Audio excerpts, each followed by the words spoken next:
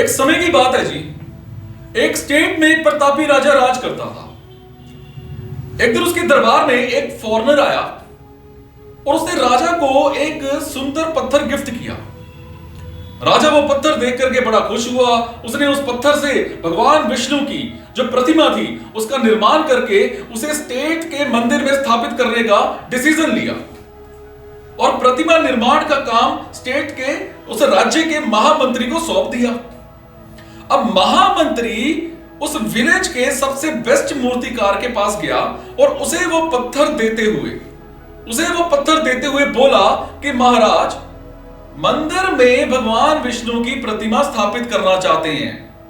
7 दिनों के अंदर अंदर इस पत्थर से भगवान विष्णु की प्रतिमा तैयार करके राजमहल तक पहुंचा देना। अब इसके लिए तुम्हें 40 स्वर्ण मुद्राएं दी जाएंगी।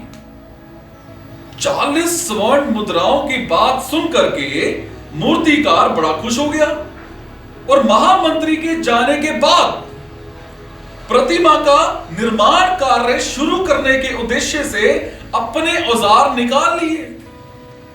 अब अपने औजारों में से उसने एक हथौड़ा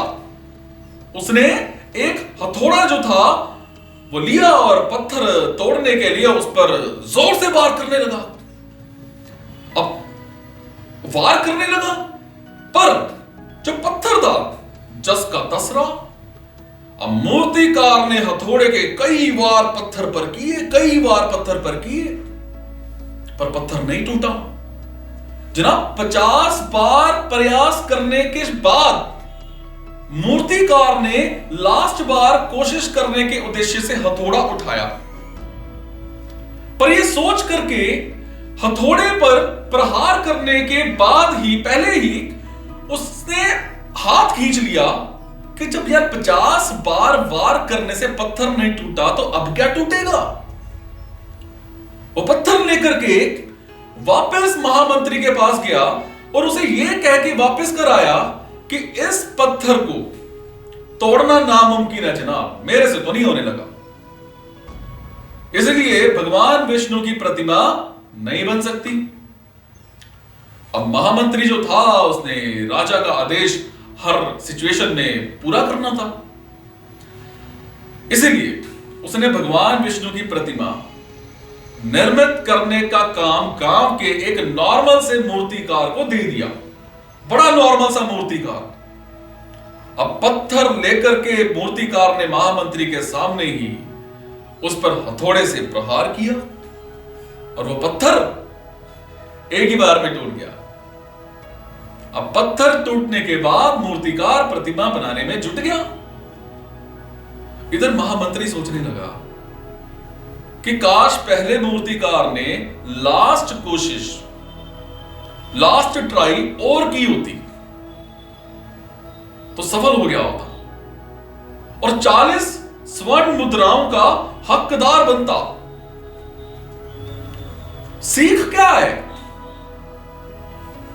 दोस्तों, हम भी अपनी जिंदगी में ऐसी परिस्थितियों से 2-4 होते रहते हैं।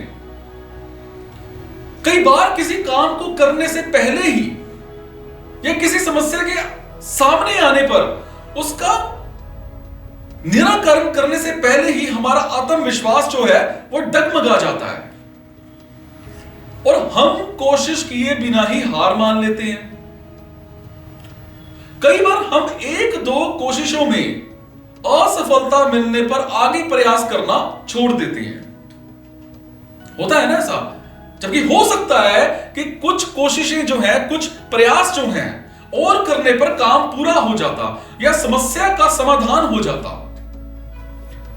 अगर जिंदगी में सफलता प्राप्त करनी है तो बार बार असफल होने पर भी तब तक कोशिश करना नहीं छोड़ना चाहिए जब तक सफलता नहीं मिल जाती है। क्या पता जिस कोशिश को करने से पहले हम हाथ खींच लें वही हमारी लास्ट कोशिश हो और उसमें हमें कामयाबी प्राप्त हो जाए।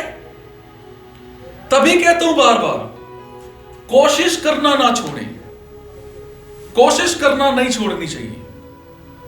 अगर आपने कोशिश करनी बंद कर दी तो आप असफल हो जाएंगे। लगे रहो, लगे रहो, बार बार कोशिश करते रहो।